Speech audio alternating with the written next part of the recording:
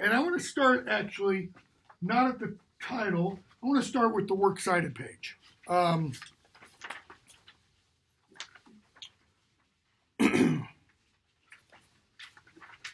The exam sheet said, write an essay, well written, free from grammatical, etc. errors. Argue a strongly worded thesis. You must indicate which topic you're responding to. Must include a title. Need to include the word count before the works cited page. Indicate how many words are in it, etc., etc. Follow MLA guidelines regarding parenthetical citation and works cited. Sorry. My throat is still not good. Works, MLA citation, I copied this straight from one person's paper because it's perfect. This is 8th edition. 7th edition is quite a bit different. I didn't differentiate. If you use the 7th edition form, that was fine. 7th edition form, for example, doesn't use the abbreviation PP, you know, it doesn't say by, or it doesn't say edited by. It says ED period, David Bevington. Then it has a period. Then it has place of publication. Then the publisher. Then the date, etc. So, I mean, they've changed some things a little bit. They've actually gone back to the form about 30 years ago for some reason. I have no idea why. Okay? But this is the kind of thing you should have had. What several of you had was just that. And then in the body of your paper, when you cited a quotation, you gave me a page number. Okay? That's not MLA citation. MLA citation for plays is act, scene, verse, act, scene, line number. Okay? So you're citing Henry V. You would have in your parenthetical citation something like Henry V. Italics, underlining always indicates italics because I can't write italics on your paper. Okay? So underlining means italicize. Put it in title format.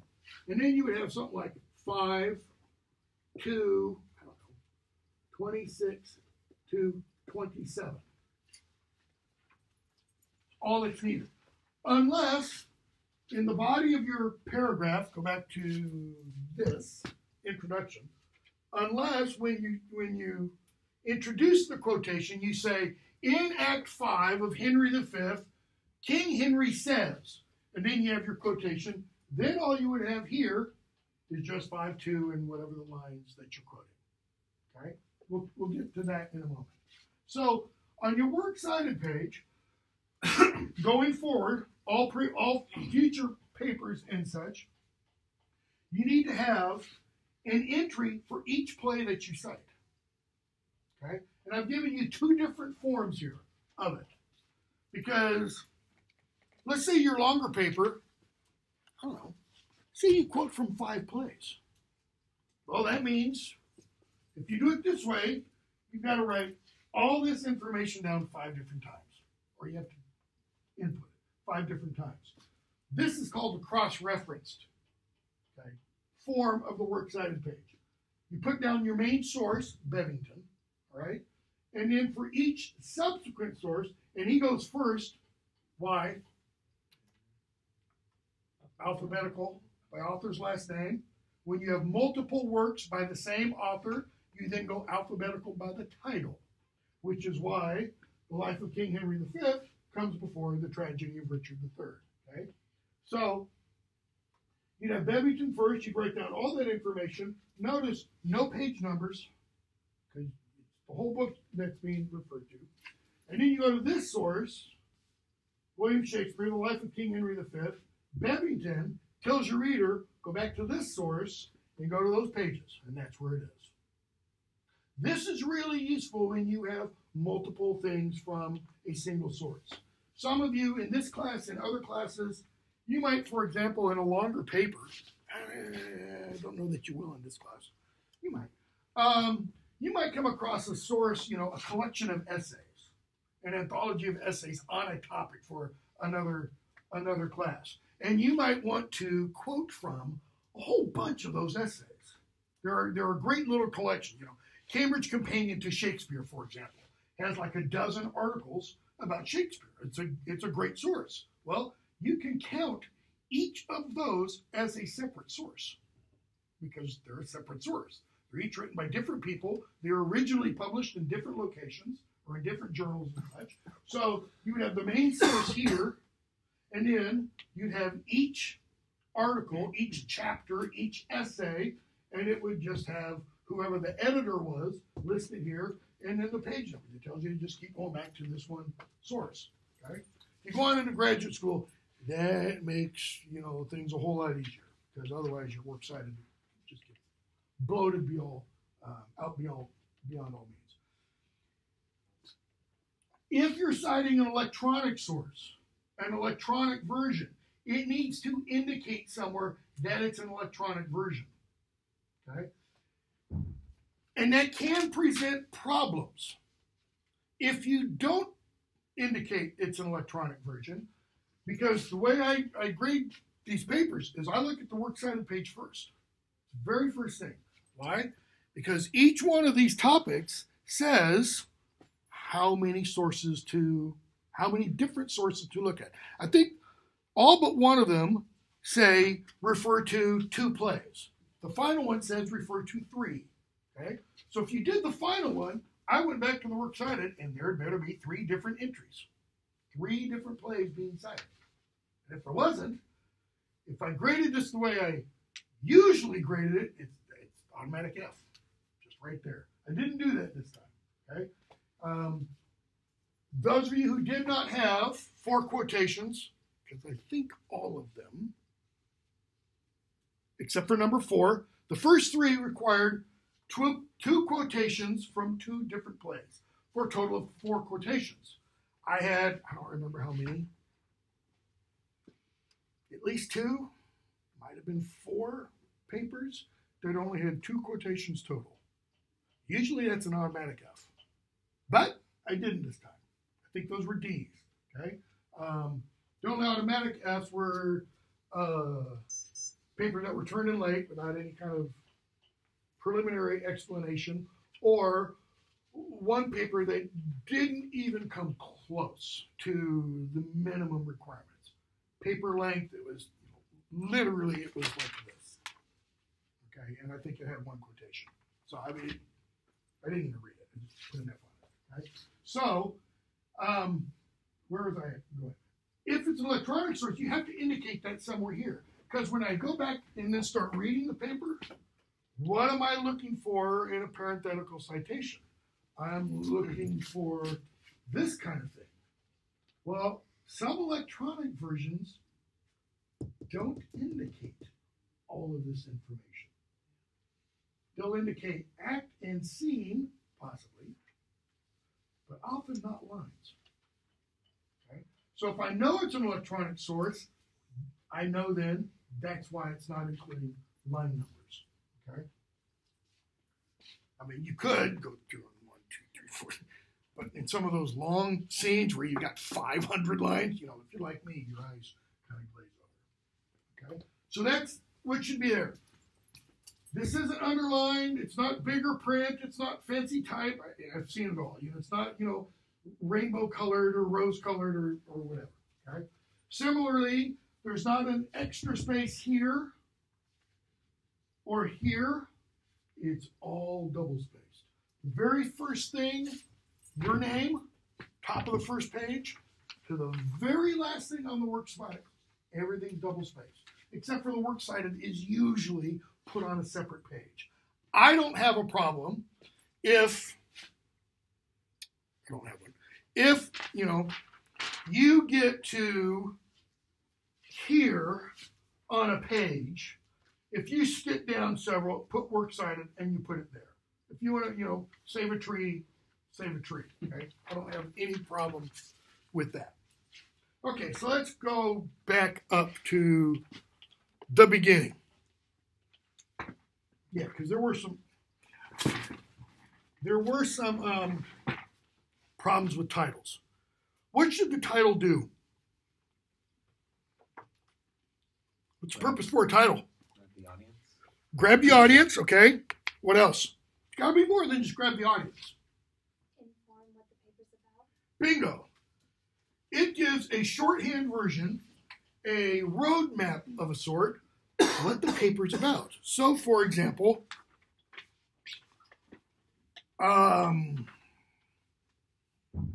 topic 3. Compare and contrast the characters of King Henry IV and King Henry V. Okay. Notice that's asking for a comparison and contrast of characters, not plays. Okay. Which characters? Henry IV, Henry V. Those two characters. Your title could have been, I think maybe one person did this, and that was fine. A comparison of the characters King Henry IV and King Henry V. I mean, I essentially gave you that title. It's right there. Is that a title that grabs my attention? Not really. Kind of boring. Okay? But it works. If you just have Henry IV and Henry V, I probably wrote, what about him? Literally, apostrophe EM. What about him? And then I probably had vague, ambiguous, something like that. Okay? I should never read a title and go, I wonder what this is about. It should always kind of give me, in a very, very brief, summarized form, this. Okay?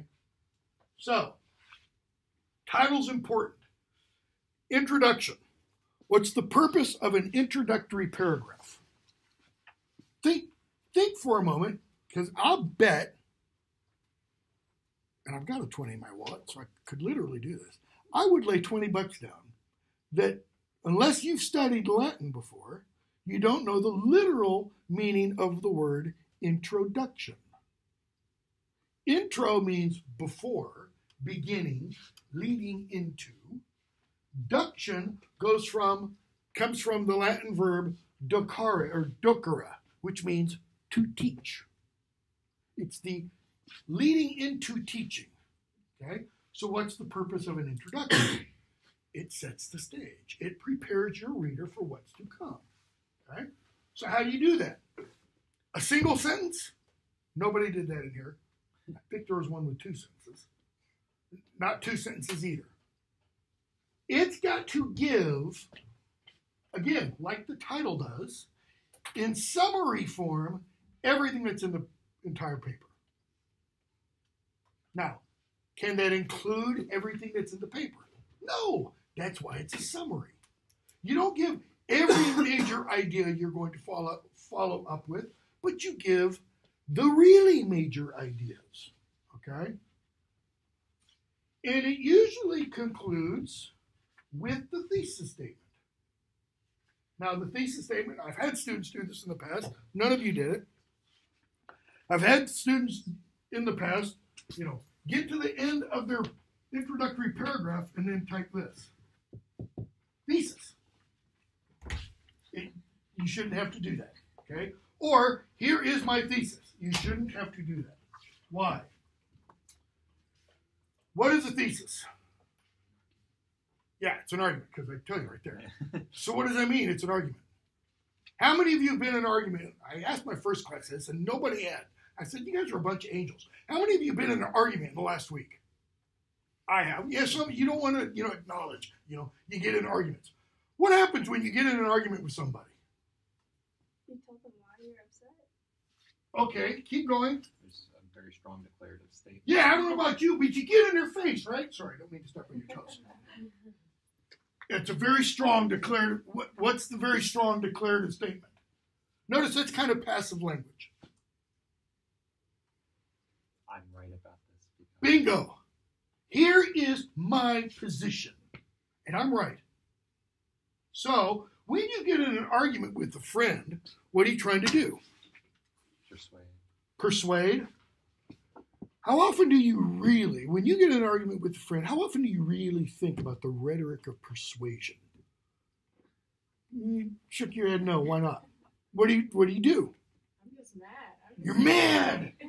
So that thesis, wherever it is, up here, that's expressing what? Not anger, an opinion. It's judgmental. It's opinionated. See, our society says, oh, well, you shouldn't be. Nonsense. You should have opinions. You should feel free to express them. In a thesis, how do you express them? When you get in an argument with a friend, are you kind of wishy-washy? Are you namby-pamby? Do you really not? It's like, well, I don't know. Maybe you're right. Maybe I'm. Not if it's an argument. Not a chance. Caleb's like, smack him. That's what your thesis should do to me. It's a verbal smackdown. Your thesis should kind of metaphorically reach out, grab me by the collar, and listen, you fool, this is why I'm right. Okay? And it needs to be clear. I should never read a thesis and go, I wonder what that means. Okay? It needs to be forceful.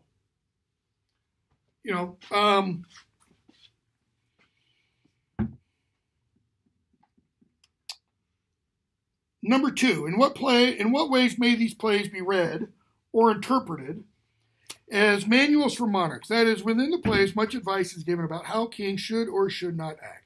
Is Shakespeare trying to make a point regarding Shakespeare's Henry IV Part 1 and Henry V are sometimes looked at. Shakespeare's Henry IV and Henry V have often been seen as giving advice to kings. That's a weak thesis. Shakespeare's Henry IV and Henry V are designed to train young nobles how to rule. That's a strong thesis. Okay? Or Richard, the characters Richard III in Henry V show that in order for a ruler to be effective, he must be ruthless. That's even better. Notice there's all kinds of stuff in that statement that can then be unpacked later on. Okay? So that thesis is, it's really important. Why? All of this, everything that comes after the thesis, what? Depends on it. If that thesis isn't clear, isn't well expressed, isn't strongly expressed, then that tells me what's going to come afterwards is also not going to be clear, is also not going to be strongly expressed, is also not going to be cogent necessarily.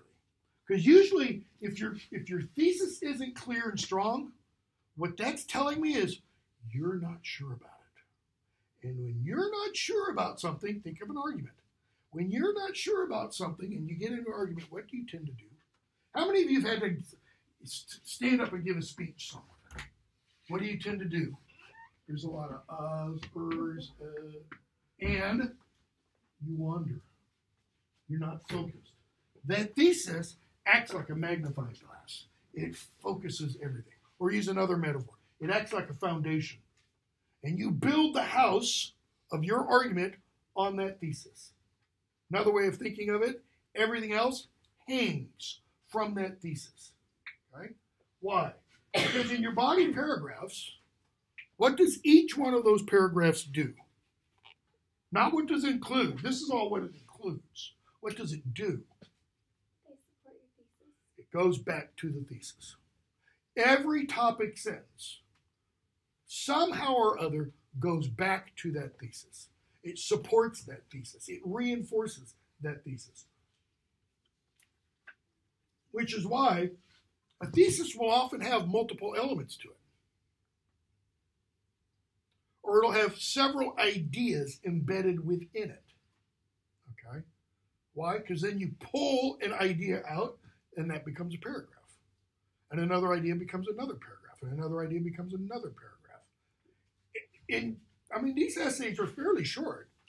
They don't have to be the typical 5-paragraph papers. I think that's utter nonsense to say, a paper has to follow a 5-paragraph style.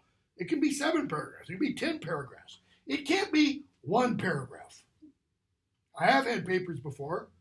I don't think I did in this class. Where I've gotten a 2.5, 3-page paper and it's been 1 paragraph. It's not a paper. It's not an essay. It's a paragraph. Okay. Multiple paragraphs add up to an essay. So every paragraph begins with what? That topic sentence. The topic sentence is essentially like a mini thesis because that paragraph is a mini essay. It's arguing a point. The point is the topic sentence. The topic sentence points back to the thesis. So every paragraph goes back to the thesis essentially. Okay? You don't want to have a second topic sentence within a paragraph. You don't want to introduce another idea. Each paragraph should be about essentially a single idea. Because if you did, you probably have that written in. That means new paragraph. You need a new paragraph at that point. Sometimes I throw in the word new in front of it. It's not on the cheat sheet because I didn't know where on the keyboard to come up with that symbol. Okay? And I didn't look in the hidden symbol things. Okay? Quotations. So, why do you use quotations? What's the purpose? I know for some people it's filler. It's to get to that required, It allows for word length. So like how you got to the argument. Okay, is it how you got to the argument? support. It's support. Think of what you're doing as writers. Think of yourselves not as writers, but as lawyers. Okay? And this is a court. With quotations, what are you doing? Providing the evidence. It's your evidence. It's, Your Honor, here's Exhibit A. And it's your first quotation. You've all seen law, movies, TV shows, etc. What does every lawyer do after he or she submits Exhibit A? Every time. They don't say, Your Honor, I'd like to admit into evidence Exhibit A. And then they go back to the table and they talk about something else. What do they always say? Exhibit A proves, shows, reflects. Okay? So what's that mean? You comment on it. Every quotation you include, you should comment on it. Why? What? Go ahead, Caleb. Because you're proving that quotation, how it supports your thesis. Bingo. You are proving how the quotation goes back to this, how it supports your argument. Because if you don't do that, what are you leaving me free to do? Bingo. You don't want me free to interpret. You want to direct my understanding. That's what a lawyer does. The jury is there for what purpose? To determine the truth or untruth. And what do lawyers try to do? That's why lawyers get trained in the arts of persuasion. My son's in law school. Okay? They're trying to get the jurors to one side, one table is trying to get the jurors to see the evidence argues what? Guilt. And the other side is trying to get the jurors to see the exact same evidence as arguing innocence. So how do they do that? This is not the evidence you think it is. This is what it means. Okay? So you're trying to guide my interpretation of that passage, which is why every quotation you include, you really want to be relevant. I mean, it really needs to be about, that kind of behavior. I mean, for example, look at the topic about the tension between the public and private personae. Well, if you did Richard III, and you did Henry V, which the people who did that one pretty much chose those two plays, there's an awful lot in both those plays that show that tension. I mean, think of Richard's opening soliloquy. That's the private side, right? What does he tell us right there? I'm going to play the villain. But what's he do publicly? He comes in, he's holding a book, a Bible. He's got bishops on either side. Oh, he's this great holy man, etc. Okay, there's the public. So you want to include, for example, those would be two excellent passages. What about Henry V? Notice, Henry V, in the one thing about the comparison, what several of you did in comparing Henry IV with Henry V, you compared Henry IV with Hal, the prince. Hal the prince is not King Henry V. Hal is the person who becomes King Henry V. Why? Because someone who's just a prince does not have all the obligations, duties, responsibilities, weight of the kingship. It's when he becomes king, then you can compare him with his father, because they're both kings. Okay? You can talk a little bit about before he became king and how he changes, but that shouldn't be the majority. The majority should be looking at him as king. Well, what does he do early on in the play with the three conspirators? Which tells us what? Oh, he can be ruthless. He can be very ruthless. But what else? We see that wonderful scene where he goes incognito among his men. They don't recognize him, but we hear him. Okay? And that scene just before it, and the scene, if I remember correctly, just after it, where we hear King Henry kind of soliloquizing. That is, he's telling us his thoughts. Well, we see the same thing with King Henry IV, where he talks about how heavy the crown is. The people, Henry V says, the people, yeah, they can go out and sleep at night. The king doesn't sleep much. Why? He's got the problems of state to keep in mind. Okay? So, back to quotations. Quotations need to be introduced. How? They get anchored to a sentence that introduces them. Because if they're not, if your paper looks like this, you're talking on along, you come to the end of your sentence, and you have a quotation, and then you go on,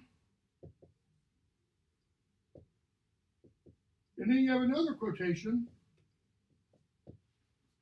Those quotations, they kind of float. They're like gas in the ether. Do they apply to what comes before, or do they apply to what comes after? Sometimes it's impossible to tell. Now, you can introduce them with a clause that comes after the quotation. Blah, blah, blah, blah, comma, Hal says. Or it can be Hal says, blah, blah, blah, blah. Okay? Doesn't matter how, but they need to be anchored. They need to be introduced, tagged in a sentence. All right? Often, what you've done is you've had a good introductory clause, and all I've done is that instead of the period. Okay? Because you can use a colon to do what? To join two independent clauses. The quotation is an independent clause. The introductory sentence can be an introductory clause. Okay? Can be an independent clause. Or sometimes I've done that because it might be the way you created the sentence that came before. All you need was a comma afterwards, and then you have the quotation. That's sometimes all that's meant by introduce, is change the mark of punctuation that you used before. And I'll usually show you that by writing that in. All right? Contextualized. I don't talk about this as much with my lower division students because they're like, what? Contextual. The quotation needs to be given a context. I need to know where in the play it's from. And I don't mean that simply by the citation. I mean, give an indication of its place within a scene or within the play itself. Don't just throw something out. All right.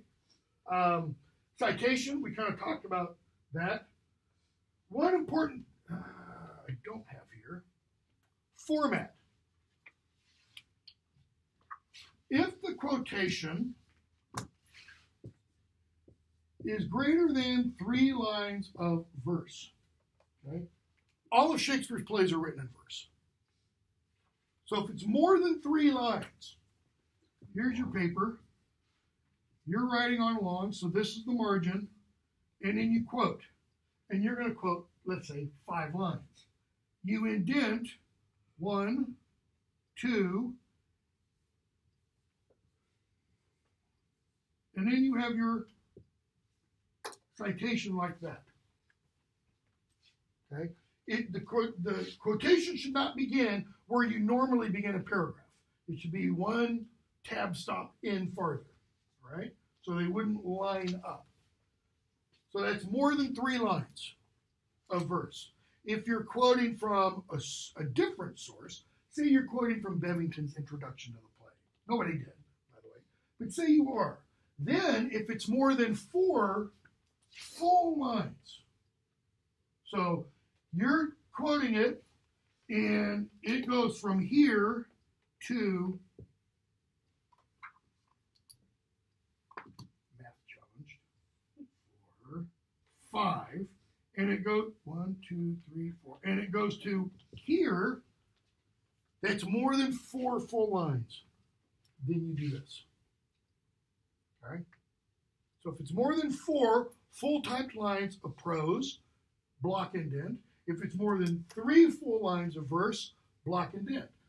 If it's this, you reprint it on the page exactly as it appears in the book, except you don't put the characters' names and you don't put the line numbers. Okay? You just print what it is the person says. And I'll throw this in too, though I normally don't talk about it. I think I might have marked it on some people's things. Well, with Shakespeare, with the plays, it does apply to everything. Since everything that occurs in the play is speech, right? Everything is said. If you have a block quotation, you don't include quotation marks. Take that back. You have a block quotation, just the opposite. You include the quotation marks. That actually comes there because it's speech. Okay? If it's within the line, so you talk along, you introduce the quotation, you're going to have quotation marks, and then a single quotation mark. And then you have the speech, and it ends, single quotation mark, double quotation marks, and then the citation. Everybody clear on that, what I mean by that? Okay?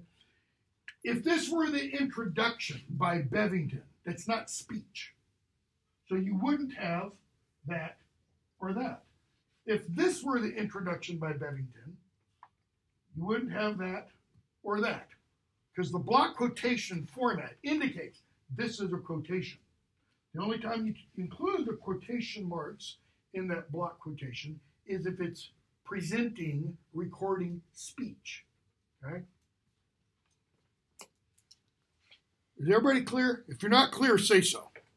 So all of our quotes should have had the 3. For the plays, yes. Yeah. And like I said, I don't think I noted that on anybody's paper, probably. I mean, I might have on 1 or 2, because I kind of have a mental checklist of things I need to look for. It'll help you for in the future, not only in here, but it'll help you in the future for other classes as well, if you've never gone over this. How many of you have had English 3000? Just 3000. None of you. 1 of you has. Okay. Well, that's the course where essentially how you write English literary papers is gone over. Theoretically, that's supposed to be like the first upper division English you take. But I know for most people it's offer? Pardon? Isn't that the class they like never offer? No, it's offered every semester.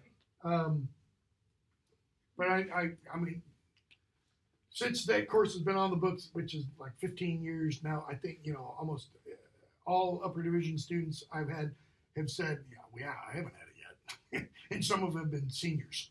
So going to be taking it soon because it's required. Introduce, contextualize, citations, commented on. Conclusion. Self-explanatory, right? It concludes the paper. It doesn't just mean, and you type the end, which I did a few times as an undergraduate because I was stupid. What do? You take the introduction and you recapitulate it. What does it mean to recapitulate? You restate it. It doesn't mean you simply take the introduction and copy and paste, as I've had students do before, literally. I mean, they take copy the whole thing and paste it at the end. Because I'll put a big old circle around it and put RED, redundant. Okay? So you restate that, but the conclusion can include stuff that the introduction didn't. What you really want to do in that conclusion is you want to hit those kind of major high points from each paragraph. Now, that could mean restating each of your topic sentences, because you don't have to give the proof in that conclusion. You already have.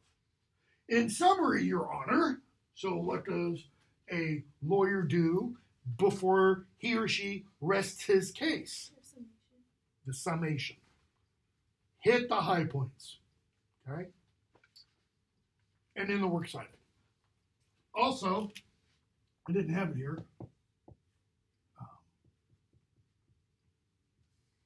If I tell you to include word count, include the word count.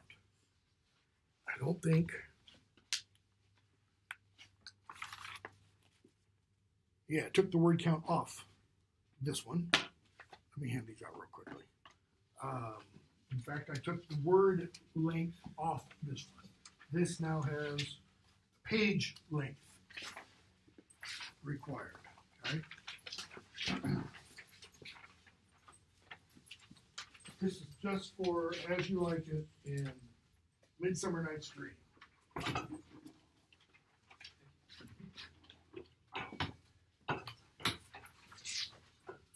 Are there any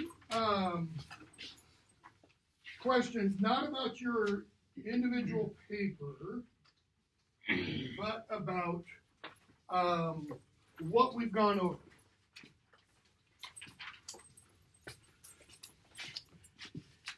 I forgot to tell my first class this. Shoot, I need to say that again.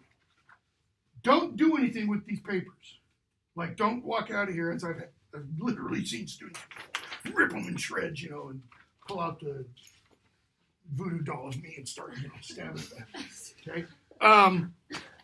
Haven't seen that. I have seen the little ripping the paper in shreds and string of expletives going down the hallway. Hold on to this. Just because I might allow you to do something with it later. Okay?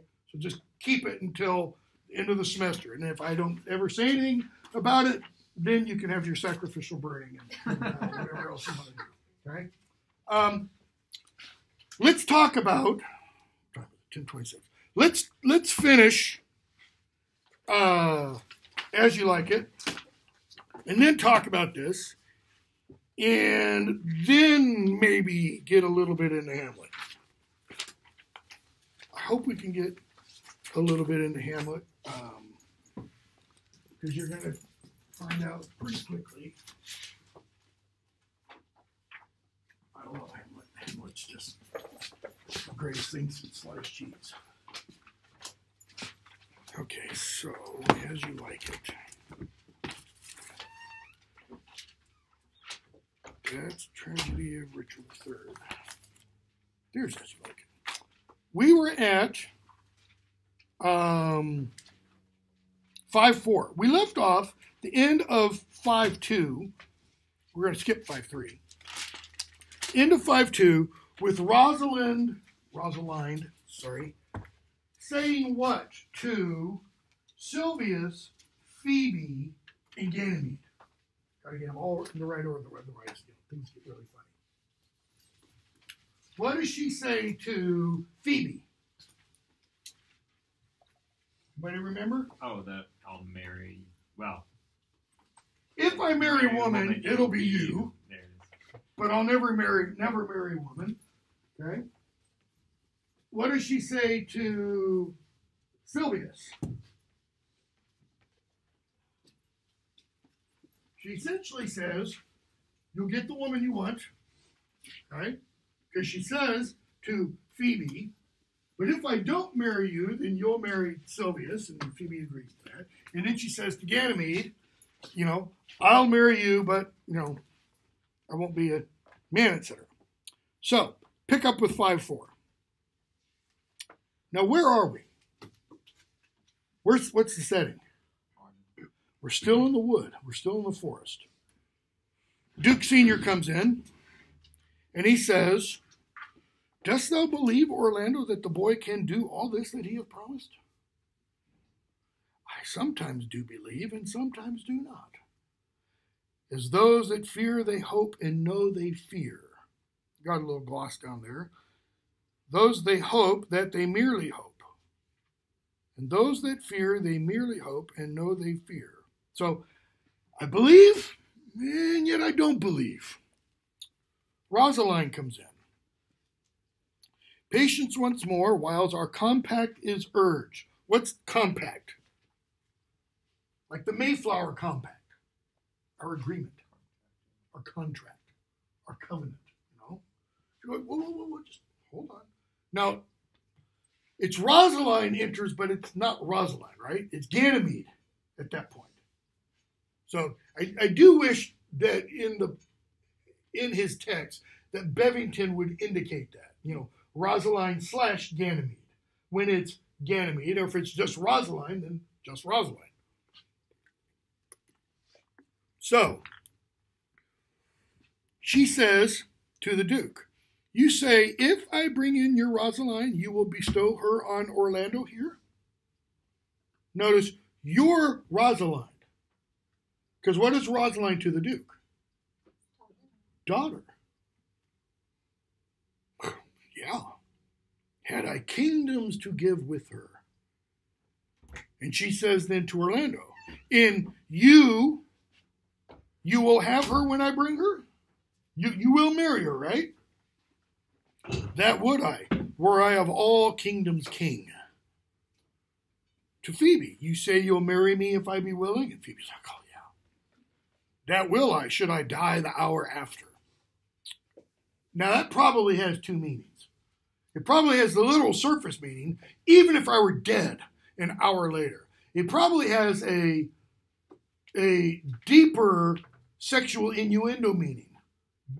Renaissance notion of, the act of sex, a little bit of the spirit dies, okay? And so, Phoebe's saying, yeah, even if I die in sex, a little bit of me dies after the wedding, okay? Rosalind, but if you do refuse, speaking to Phoebe still, if you don't marry me, you'll marry Sylvius. So is the bargain. Notice, not as keen about that. Yeah, that's what I've agreed to. To Sylvius, and you'll have Phoebe if she will. Yep. So, I have promised to make all this matter even. That is, to straighten it, to balance it all out. Orlando, you'll have Rosalind. Phoebe, you won't have me, but you'll have Sylvius. Sylvius, you'll have Phoebe. Keep you your word, O Duke, to give your daughter. You yours, Orlando, to receive his daughter. Keep you your word, Phoebe, that you'll marry me, or else, refusing me to wed the shepherd, keep your word, Sylvius, that you'll marry her, if she refuse me. And from hence I go to make these doubts all even. That is, I'll be back. And I'll be back with Rosalind and such, okay? So, Duke Sr. says, I do remember in the shepherd voice some lively touchers of my daughter's favor. Favor means appearance. It reminds me of my daughter, Orlando. The first time that I ever saw him, he thought he was a brother to your daughter. But, my good lord, this boy is forest-born, hath been tutored in the rudiments of many desperate studies by his uncle, whom he reports to be a great magician, obscured in the circle of this forest. Notice how Shakespeare introduces the idea of magic, of the supernatural. Okay? Even though in this play, we don't see it practiced. We don't see it acted out. Midsummer Night's Dream, and this doesn't have to do with the exam, Midsummer Night's Dream, we do see it, right? With the elves, with the fairies, okay? We're not doing Winter's Tale. In Winter's Tale, we do see it. We'll see it a little bit with the Tempest. Actually, we'll see it a lot with the Tempest, okay? So they keep talking, and Touchstone comes in, and he and Jaques, now I'm going to skip all that. It's really not that important. They talk about the different kind of replies and lies and retorts and such. So, Rosalind comes in, following line 106, with Hymen, the god of marriage or goddess of marriage. Okay, that's a pretty good indicator. There's going to be a marriage, and this goddess will bless, okay, all of these marriages. But this is Rosalind and Celia as Rosalind and Celia, no longer Ganymede and Aliena. So Hymen proclaims, then is there mirth in heaven when earthly things made even atone together. Atone together. Notice the appearance of that word atone. Because a folk etymology of that word is it means at one. At one. Togetherness. What had been separated is now brought together. Good Duke, receive thy daughter. Hymen from heaven brought her. Yea, brought her hither, that thou mightst join her hand with his whose heart within his bosom is. And so she says to the Duke, to you I give myself, for I am yours. Notice the difference between Rosalind and Hermia. What's Hermia say to her father? I wish thou wouldst look but with mine eyes. In other words, I'm not going to do what you tell me to. To you, Orlando, I give myself, for I am yours. Duke Senior, if there be truth in sight, you are my daughter. If there be truth in sight, you are my Rosalind. If sight and shape be true, Phoebe, why then, my love, adieu. Can't marry you. Why? She recognizes. Even though Rosalind was disguised before, now, with the physical disguise off, they can see Ganymede's face in Rosalind. And Phoebe's like, shoot. Everything I thought was true before wasn't. Rosalind to the Duke, I'll have no father if you be not he. To Orlando, I'll have no husband if you be not he. To Phoebe, nor ne'er wed woman if you be not she. And if I was going to marry a woman, you'd be the one I'd marry. Okay? So Hymen says, here's 8 that must take hands to join in. 8? Phoebe and Silvius, that's 2. Rosalind and Orlando, that's 4. Who are the other 4? Touchstone and Audrey, that's 6. Oliver and Celia, that's 8. You and you, no cross shall part. That doesn't mean cross crucifixion. That means you will not be at loggerheads. You will not cross each other. Okay? To Oliver and Celia, you and you are heart in heart. Phoebe, you to his love must accord. Guess what accord means? In heart. Cord. Cardiac. It's the name for Lear's youngest daughter, Cordelia. Okay? So whenever you see that word cord somewhere, it always has to do with the heart. Or coeur, like Richard Coeur de Lion. Richard, the heart of the lion heart. Okay? So, you and you are heart and heart. You to his love must accord, or have a woman to your lord. So you either have to marry Silvius, or you're going to have a woman for your master. Touchstone Audrey, you and you are sure together as the winter to foul weather. Okay, that's not very appealing, but he's saying, you two are perfect for each other. Okay? And then Hymen sings a song, blessing all these weddings. And then Jaques comes in. But this is a different Jaques. This is the middle son between Oliver and Orlando, who we've not really seen much before of. And he says, let me have an audience for a word or two. I am the second son of old Sir Roland. It's like he's just arrived in, not town, but in the wood. They bring these tidings to this fair assembly. Duke Frederick, hearing how that every day men of great worth resorted to this forest, addressed the mighty power, which were on foot in his own conduct. That is, he raised an army, and he was conducting them, he was leading them. Why? Purposely to take his brother here and put him to the sword.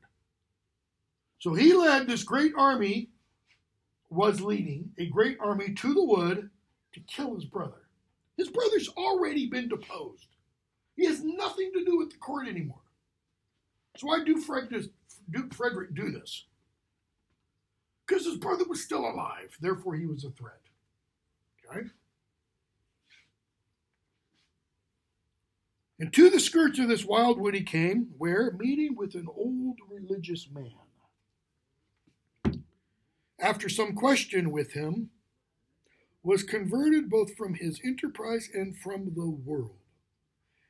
After some question with him, your gloss just says conversation. I don't think it means just conversation. I think it means questioning. He meets this old religious man. What's another word for an old religious man? Could be a woman. I mean, here it's literally man, who lives by him or herself in the wild. We call that person, whatever that was, a monk, could be, because not all monks live in monasteries. A hermit, okay. Question about what? What are you doing? Okay, probably. But then what else? Because what comes as a result of the questioning? He's converted, notice.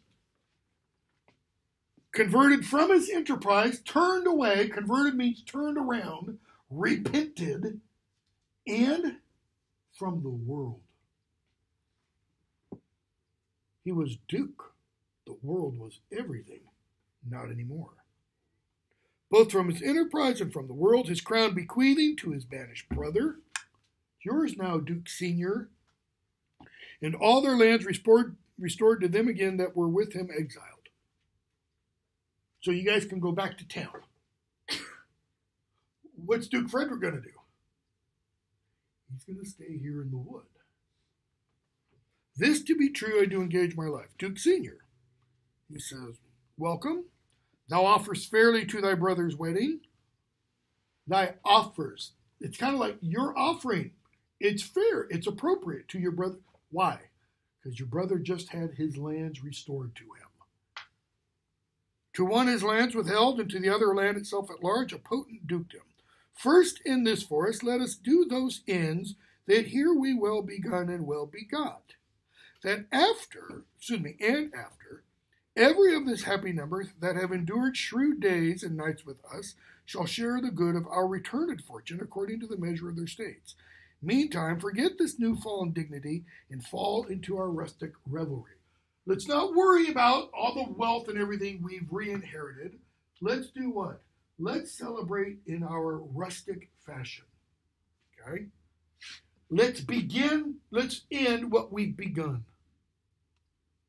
He's not saying, whoa, put a hold to the marriages. Let's go back to town and have them all done in pomp and ceremony. Why? There's something about the wood.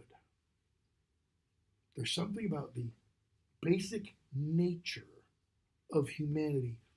Pomp and ceremony aren't important to.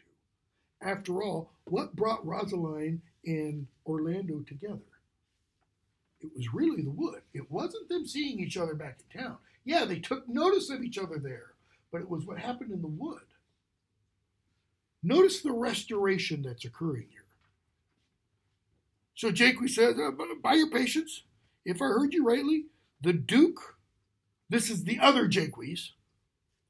This is the Jaques the melancholy one.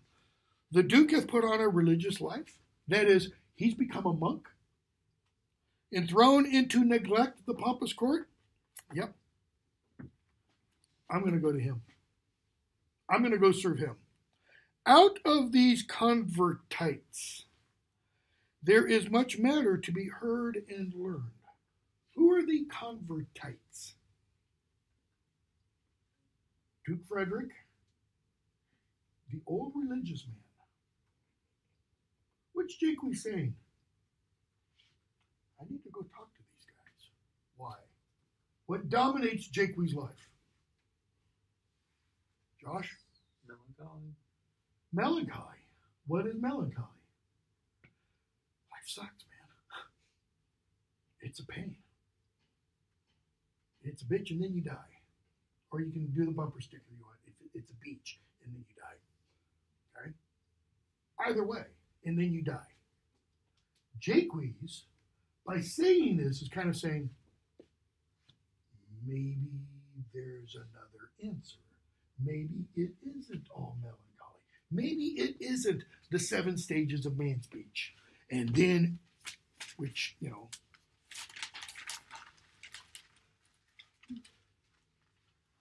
sans teeth, sans eye, sans taste, sans everything.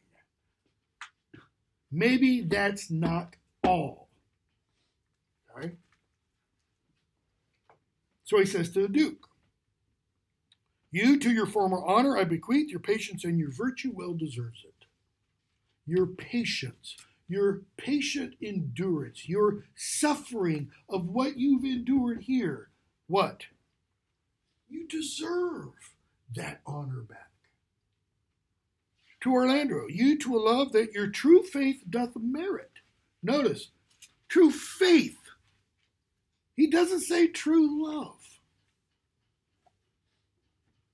Faith and love, are they the same thing? What did Orlando say in response to the Duke's question about, do you believe Ganymede can do what Ganymede said he could do? I do believe it, and yet I don't believe it. Well, belief and faith, same thing. To Oliver, Jaques says, the melancholic Jaques says, you to your land and love and great allies. Is Oliver going to go back to town? No. He's going to stay in the wood. Because what has happened to Oliver? He's been converted. By what? His brother's love. When his brother saved his life. Twice, really. Once by scaring the snake away that was getting ready to go down his throat. And the second time by fighting the lion. To Silvius, you to a long and well-deserved bed. In other words, you're finally going to get to have sex with Phoebe. That's what that means. To Touchstone, and you to Wrangling. You bit off more than you could chew with Audrey. She's going to give you, For thy loving voyage is but for 2 months victualled. That word victualled, that's our word victuals. Okay? So to your pleasures. That's to all of them. To your pleasures. I am for other than dancing measures. Stay, Jaques, stay. Why does Duke Sr. implore him to stay? Does it make everybody else feel good by having Eeyore around? Because he's essentially Eeyore. No. Jaques is part of his life. Jaques is his friend. He wants Jaques to be there when he goes back to town. To see no pastime I. What you would have, I'll stay to know at your abandoned cave. What you would have, what you desire to have, that's what the wood means. I'll find at your abandoned cave. Well, what did the king discover in his abandoned cave when he left the court? Go back to his opening lines. The king's Duke Sr.'s opening lines. Are not these woods, scene 2-1, act 2-1, are not these woods more free from peril than the envious court? Here feel we not the penalty of Adam, the curse? The season's difference is the icy fang, and he goes on, sweet are the uses of adversity. That is, I can turn adversity, I can turn hardship into something good. Jaques is kind of saying, I need to learn how to do that. So I'm going to go off to your cave, and I'm going to think about it, and I'm going to talk to these convertites. So we get to epilogue. Rosalind. It is not the fashion to see the lady the epilogue, because it usually didn't happen, usually male characters, but it is no more unhandsome than to see the Lord the prologue. If it be true, notice big conditional, that good wine needs no bush, 'tis true that a good play needs no epilogue. Yet to good wine they do use good bushes, and good plays prove the better by the help of a good epilogue. What's the purpose of an epilogue, by the way? Epilogue comes after, comes before. Prologue sets the stage, wraps it up. It comments on it. Okay? Ancient Greek tragedy always ended with the epilogue, where the chorus would come out and kind of tell the audience, this is what you just saw. Here's the moral of the tale. Shakespeare doesn't do that quite as overtly. So, what a case am I in, then, that I'm neither a good epilogue nor cannot insinuate with you in the behalf of a good play. That is, it's up to you to determine whether or not the play is good. I am not furnished like a beggar, therefore to beg will not become me. I'm not dressed like a beggar, so I'm not coming out here going, please give us your applause. My way is to conjure you. Well, we heard reference to the magician in the wood, and I'll begin with the women. That is, I'm going to conjure you women. I charge you, O women, for the love you bear to men, to like as much of this play as please you. What has she just said? As you like it. That's the title. And I charge you, O men, for the love you bear to women, as I perceive by your simpering, none of you hates them, that between you and the women the play may please. That is, the play may be pleasing between you. Don't argue about it. If I were a woman, I would kiss as many of you as had beards that please me. Why is Rosalind saying, if I were a woman? Because originally only men. Yeah, because everybody out in the audience knows that's not a woman. And the men out in the audience don't want Rosalind coming out and kissing them. I'm sure there were probably some who did. Complexions that like me and breaths that I defy not. Kind of implying there, I know a lot of you have bad breath. And I'm sure as many as have good beards or good faces or sweet breaths will, for my kind offer, that is, if I were a woman, when I make curtsy, bid me farewell. Well, how do they bid me farewell? But notice, she's not begging for it. Like Puck did at the end of Midsummer Night's Dream, right? He says, if we, make amends and everything, give me your hands. Well, that's pretty blatant, give me your applause. Okay, let's talk about, let's talk about the exam briefly. I don't know, we might have a couple minutes. What's this picture down here pulled below the?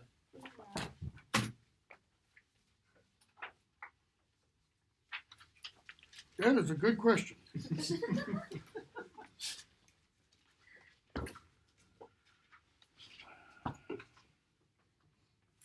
And I have no idea. There's not any description of it, is there? Nope.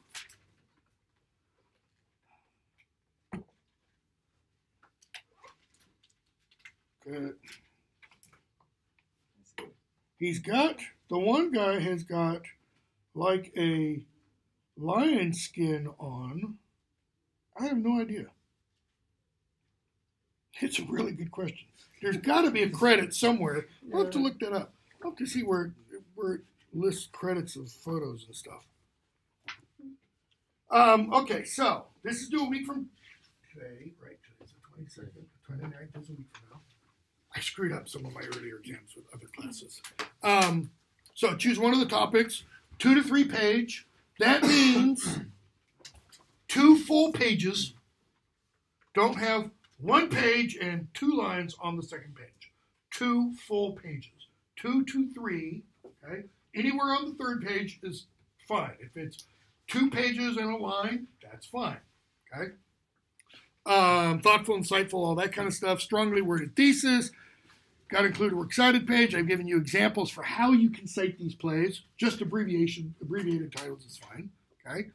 MLA guidelines, all that kind of stuff. So, write about the theme of character transformation, or how some characters change from worse to better in, notice, As You Like It. So that you don't have to say anything about Midsummer Night's Dream. Okay? Shakespeare, sorry, I was modifying this quickly this morning, so some of it's a little grammatically not smooth. Should just say Shakespeare uses biblical imagery language, the New Adam, Reformation, etc., to discuss these changes. Why do you think Shakespeare is interested in the theme? Not personally. Don't, Shakespeare's wondering, should I become a Christian? Within the play. Why is he interested in that theme within the play? To what effect does he put it in the play? That is, how does it relate to the overall meaning of the play? Include 4 substantive quotations from the play. Okay? Topic 2. How does Shakespeare use the settings of his plays not only to influence and affect the characters within the plays, but also to direct or influence our understanding of the meaning of these plays? Okay? Obviously, if you're going to talk about settings, what do you have to talk about with both plays? Court, city, wood. You've got to address both of those. Okay? Number 3, discuss the theme of illusion in the plays. How does the characters not seeing correctly or not seeing things as they really are influence the meaning, that is your understanding of the meaning, of each play? Number 4, and number 3 is kind of related to number 4. Discuss Shakespeare's use of the trope of mistaken identities and or disguise in the comedies and why he uses them. Okay? Include 2 substantive quotations from each play. Where is there a mistaken identity of sorts in A Midsummer Night's Dream? Bottom, whenever she thinks he's an ass. Bottom with his head transformed. Okay. Number 5. What do the comedies say about the relationship of reason and romantic love? Discuss both plays, etc. Lastly, kind of relates, like since you had number 1, you only had to write about As You Like It. Number 6, discuss the theme of A Midsummer Night's Dream. How does the title relate to the theme? Notice what that question is forcing on you. What is the theme? What you say is a theme might be totally different than what I say is a theme. That doesn't mean I'm right, you're wrong. Doesn't mean you're right, I'm wrong. What it means is you have to show me why what you say is the theme is the theme. Okay? And that gives you a ton of latitude. If it were me, I would probably do number 1 or number 6. Focus on one and use a lot of good quotations. Okay? All right. Quick question. Yes. Works cited, can that be page 4 of 2 to 3? Yeah. Okay. Yeah. Or, like I said, if you go, there's just a couple lines onto the third page, you can do the works cited page on that third page. But yeah, I mean, if it's works cited, never counts in page length or word length. All right, we'll stop there. I know we've got 7 minutes, but we cannot start Hamlet in 7 minutes. Can't cover Hamlet in 7 minutes. Can't start even Hamlet in 7 minutes. Because the very first thing is, who's there? And that question kind of dominates throughout the play.